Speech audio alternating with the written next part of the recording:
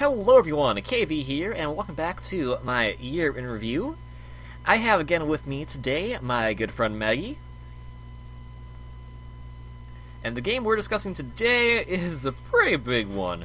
Technically, it should have been in my year in review last year, since I started playing it last year, but I didn't get far enough in it, I thought. And it also had a nice port that came out this year for the 3DS, and that is, of course, the game Xenoblade Chronicles. Yay!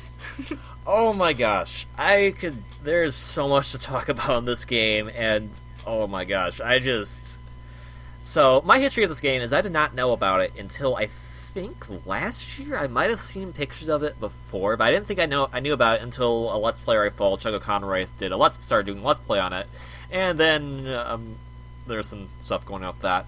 And I eventually I started looking at music from it, because usually if I get kind of invested into a game, I start looking at the music. I heard the Guard Plains theme, and then I was like, this song's amazing! And then the next day, Shulk was introduced in Smash. So, I kind of had a unique bond with this game as it already was, and I finally got to start playing it, because a friend of mine got it for the Wii for me for Christmas last year.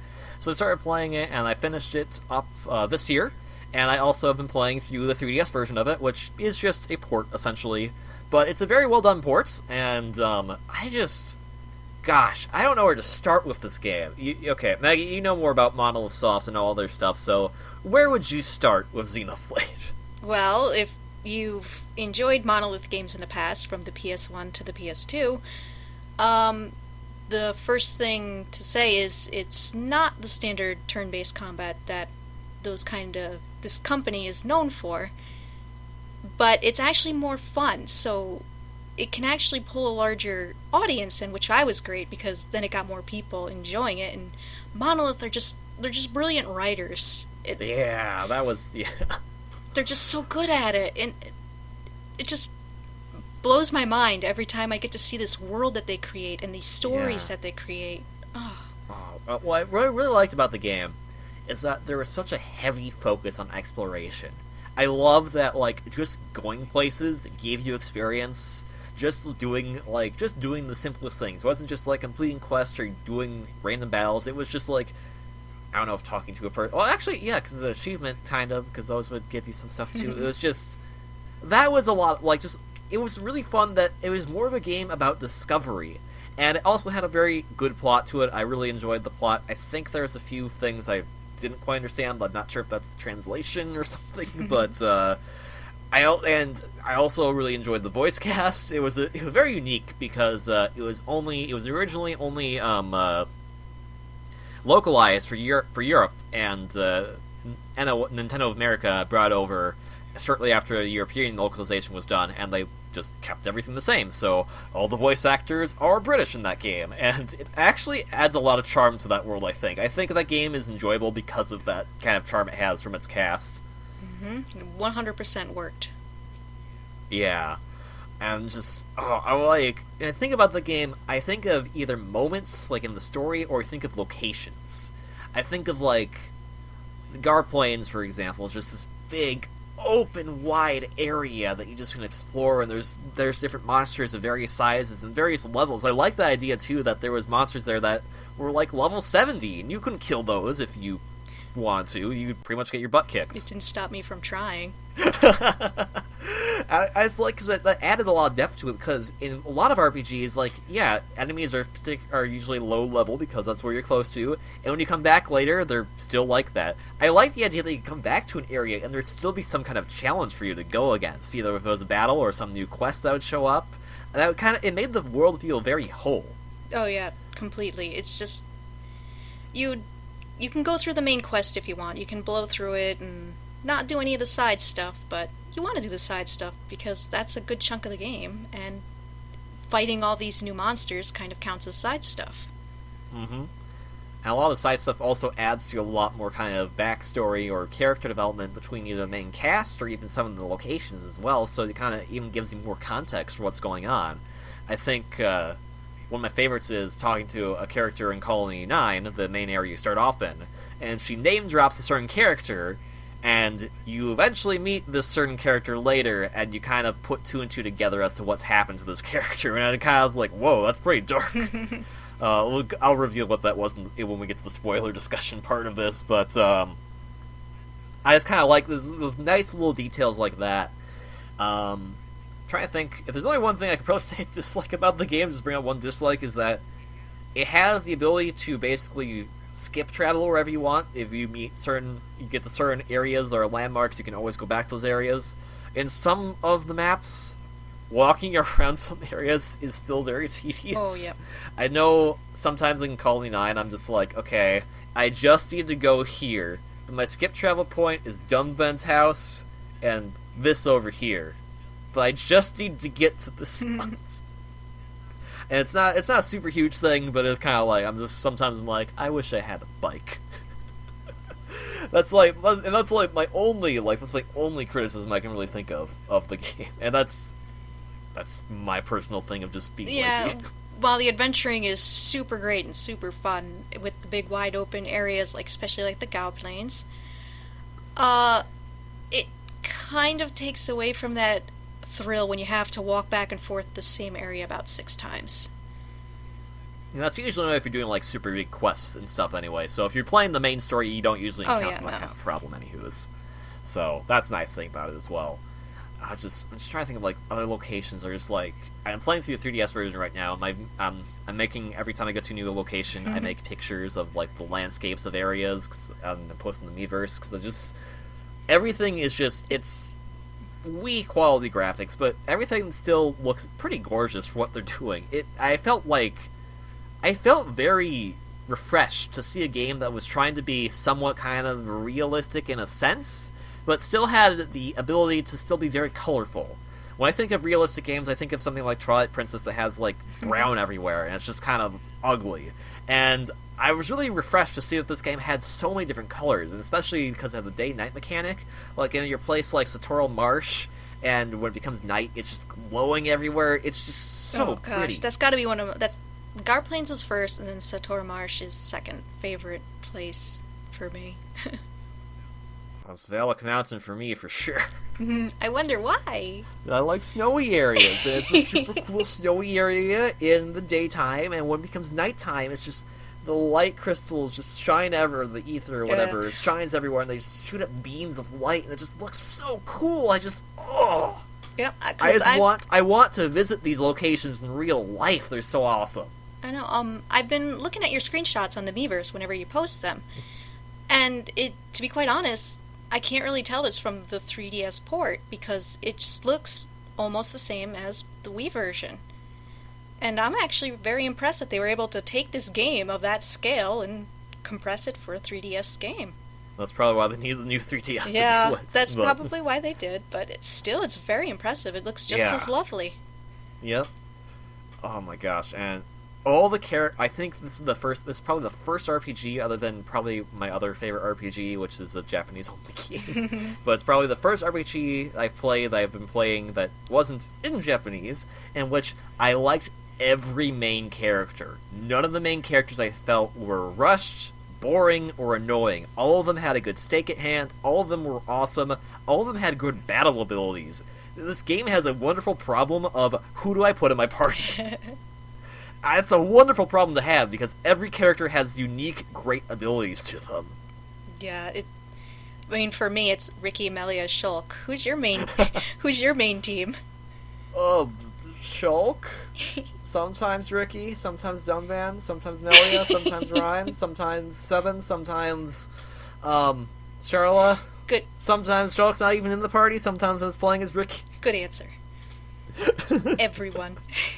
Sometimes in the one cutscene you can play as Dixon, I played as Dixon. Oh gosh. Even the villains, though. The villains you love just as much too. I mean, some you love to hate, but you still enjoy. You didn't just go, oh gosh, can this person just be over with because I'm tired of seeing them? No, you didn't have that moment. So I guess just going plot-wise, and we'll get into spoiler territory, we'll just discuss like the overall plot. Overall plot of Xenoblade is it's in some other universe in which basically nothing but a giant sea exists, and these two giant titans fight over each other. And then they stopped, and life goes on them. They're kind of like planets. And one of the titan people from that planet doesn't like the other one, and they've been constantly going to war with them for reasons that get explained. But so that's kind of the overall gist. And there's a sword that can apparently let you know the future. And that is kind of the basic gist of the story. Honestly, without spoiling too much, like, literally one of the first things that happens in the game is a spoiler in itself. Like, the whole reason why they go on their adventure in the first place, I actually really love the reasoning, because it's not, I guess, just spoilers up. The reason why they go on their adventure is out of revenge, initially, and I kind of like that, because that was a unique take, for me at least. Most games I've played, at least RPGs, it's like, they're going on a quest because they're the chosen one, or they have there's something to do, or because only they can do this, or they want to do this, or something. It's not like, there isn't a clear-cut reason to why they're doing it, they just feel like it's the right thing to do. Whereas in Xenoblade, what's the reason? The reason is, oh, they killed my friend, I want to kick their ass. Yep, and that's pretty much it. And what comes from that plot is just it's really good. I just love, like, and, like, all the details kind of bring back together with the side quests and stuff. Like that one character that you find out was dead, or that girl who was mentioning Calling 9, that was actually her dad, whose name was Zord. And you learn that he got turned into a giant metal thingy. Yay! I know. And you killed him. Oh Yay. My gosh. There's just so many moments in that game where you just stop and think about, wait, what did I do to this person? Oh my gosh, that was them? Yeah. And just that's a story that really pulls you in. Mm-hmm. And I like that the narrative goes on, it kind of discusses the idea of choices and why you do things, and, like, if you had the power to do this, would you really? And it's not just a narrative thing, it's also a gameplay mechanic with the ability to use the Manala's power to sometimes see future attacks and kind of plan out things. So it kind of carries over, so it's not just like, oh, well, why can't I do this when I'm playing the game? It's like, no, you can do this while you're playing the game.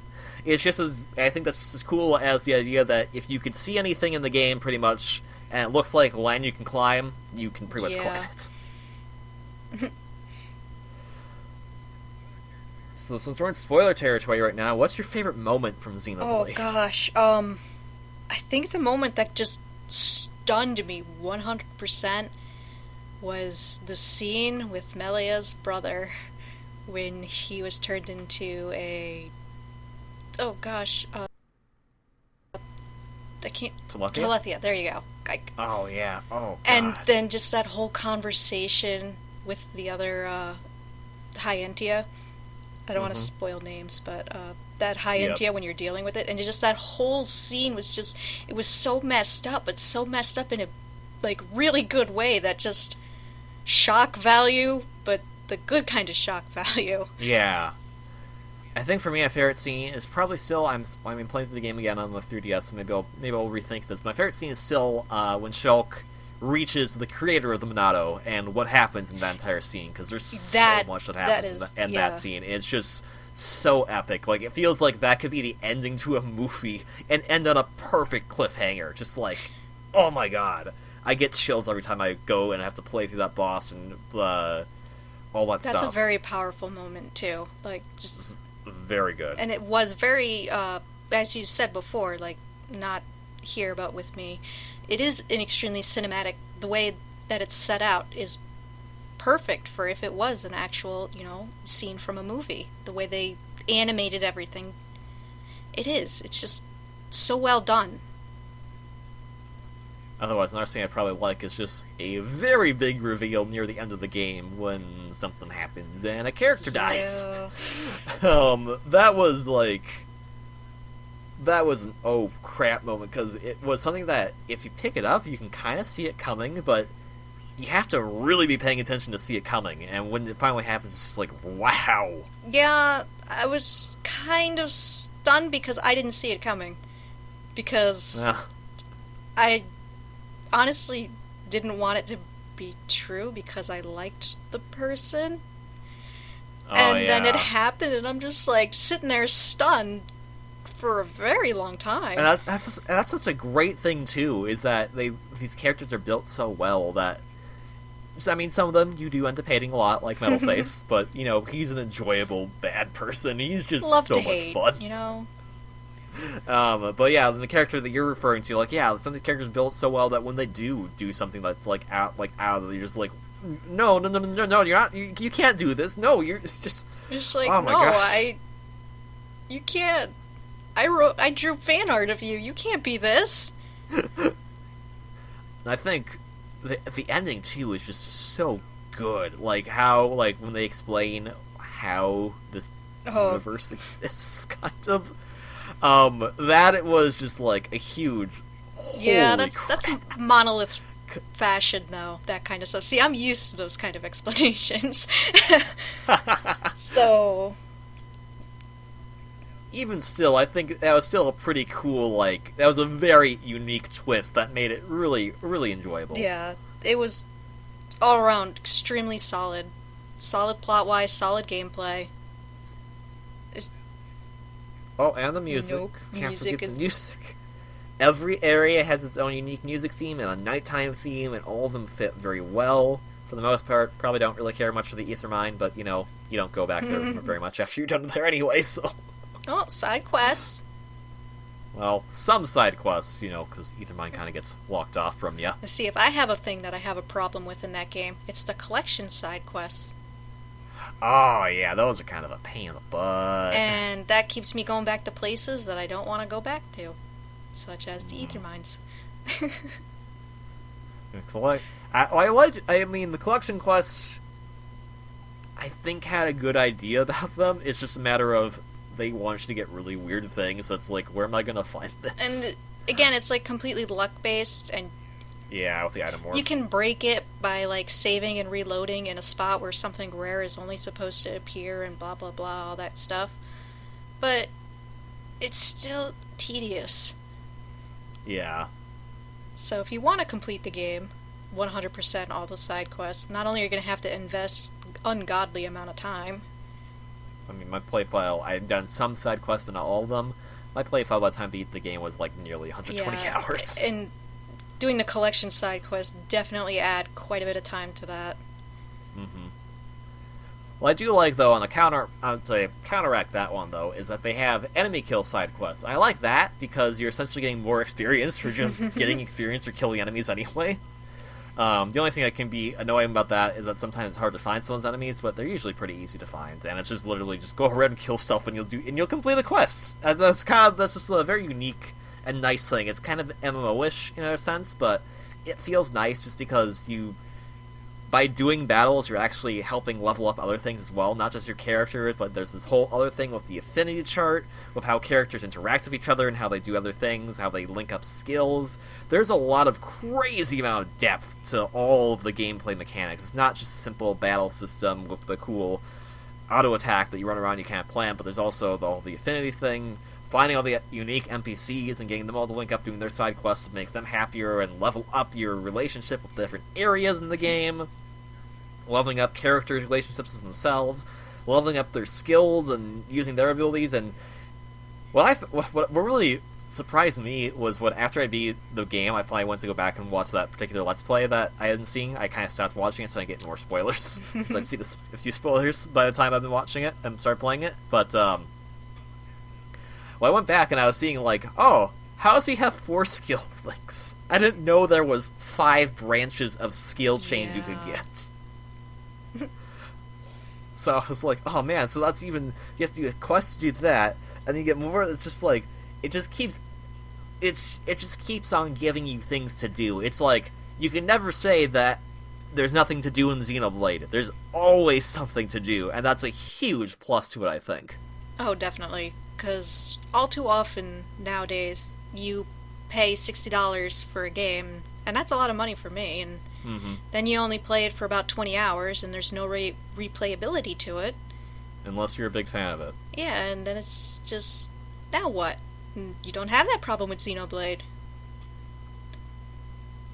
So, no, with some of my Kirby games, they're just like, well, they're over too short. It's like, well, you know what? Kirby games are fun, so they're... Well, that's okay. Like, if you're a fan of the series, that's understandable, but it's like, you're trying some new game out, and you get it, and it's like 18 hours long. Like back when probably gonna make people mad when I say this, but back when I got Jak and Daxter, paid $50 for it, played it for 18 hours, and didn't get to play it again because I 100%ed it. Well, 101%ed it. Oh, wow, that fast. Wow. So yeah, it's a short game. So there's a lot of short games you gotta pay a lot of money for that are good quality, but unless you got 100% invested in it, there's no reason to go back and do it again. That's true. Yeah, but Xenoblade is just, oh my gosh, with all the characters, I think I already said that, but I don't care. They're really fun, it makes me very excited to play the next Xenoblade game, which I know you have played. At the time of this recording, I have not played it yet, but hopefully I will have a video about that. Kind of more of a first impressions type of thing, because I don't think we'll be anywhere close to beating the game by the end of the year. I'm trying so hard not to bring any Xenoblade X Chronicles stuff up here. So hard. But I hear they've improved some things, and that will be great. And that's kind of like, I think that's even more hilarious to me, is they've improved things. And I'm just like, well, other than me being nitpicky, what was wrong with Xenoblade Chronicles? I can't say anything. I want to, but I can't. Oh man. But yeah, Xenoblade Chronicles is a fantastic game. If you are able to track down a Wii version, Wii copy, I know it's really hard. I would recommend that one over the 3DS version, just because I think the HUD is a little better. The way the 3DS version does the HUD is a little weird. It basically, your battle palette is on the top screen, but your character information is on the bottom screen, and it's kind of hard to look between both screens when you're in your battle to like see what everyone's health is at. Dear, really? Yeah, I mean, they are nice enough because they still have like their own personal health bars that are at the top of their heads, so you can kind of see that sometimes. But when you're in the chaos of battle and you're fighting something that's like 500 feet tall. Yeah, you do have to kind of like look back and forth really quickly between your guys' health, and it also becomes a little annoying when you have to use spells that are arts on characters in your party, because you have to be looking down there to actually use them. Okay. But yeah, that's and as much as it does look as great as the Wii version probably still has better output, I want to say, better capacity. I'm not entirely sure on that, but I think just the Wii version, because you can display it on a big screen, you can take in more of the environment than you can on the 3DS version. But the 3DS version does have 3D. That's pretty nice. And if you can't if you can't find the Wii version out there, the 3DS version is a great alternative. And not only that, but if you can't find a cartridge, you can download it right to your 3DS. Mm-hmm. Or your new 3DS. It does have the new 3DS exclusively, so that was an unfortunate thing. I did actually try to run it on my old 3DS, and it went, this is a new 3DS game, you can't run it, even though it actually shows like the icon and everything, which I kind of found hilarious. Yeah, to be quite honest, I think the game was laughing. You're like, you think this system can handle me? No. I think initially they were going to make it for the 3DS, but they showed off like test footage as to why it wouldn't work, and the game like played super slow. Well. So that's why, they need the extra hard processing power for that. Okay, well, you know. And you can use the great amiibo function on the 3DS. No. Oh, what is what is it? Well, you don't know what it does? You need the Shulk amiibo. Check. Good luck in finding that. I think Shulk's not better to find right now, well, right? you can import them for a very reasonable fee, and he's actually in stock at GameStop at this time, but I don't know when this video goes live if it will. So sorry if you're looking for Shulk. Yep. So you need the Shulk amiibo, only the Shulk amiibo. You need to scan it in the 3DS, and you get coins. They're like play coins, and what do? They unlock your sound test and model viewer. Yay!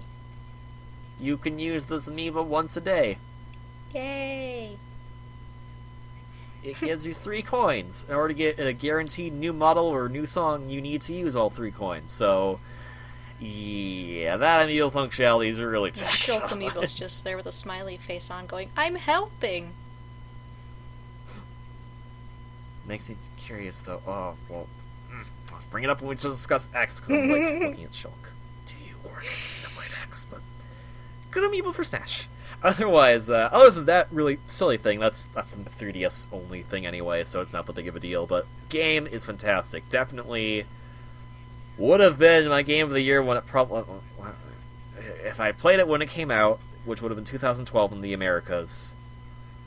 My game of the year that year was Kid Icarus Uprising. Yeah, that might be a little hard for me. So, game of the year B for 2012. Definitely, it was. I'm in the same boat because I loved Uprising. I mean, as much as I'm a Monolith fangirl, I pretty much knew the entire game when it came over because I followed it in Japan. So. Oh, okay. I was a little warmed up to it more than most people.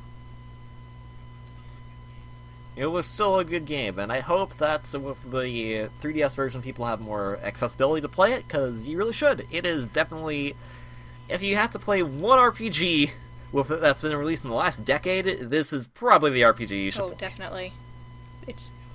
And on that note, since this video is pretty long as it is, because I knew we were going to talk a lot about Xenoblade, because there's just a lot to talk about. We didn't even scratch the surface of some of the stuff you can talk about. The game is huge, and then you stuck two people who both absolutely love it in a room to talk about it for a while. Yep. But yeah, pick it up if you have not already, and then I know the new 3DS might be a bit hard to come by, but hopefully they'll have a price drop at some point, so you can easily pick it up and play it then. Otherwise, there are Wii versions out there as well that hopefully you can get at a not scalper price. But it is a definitely highly recommended RPG. Please do pick it up. It is a fantastic game. Other than that, I think it's the end of this video, so thank you very much, Maggie, for joining me for discussing this amazing game. And I will see you all in the next one. Ciao!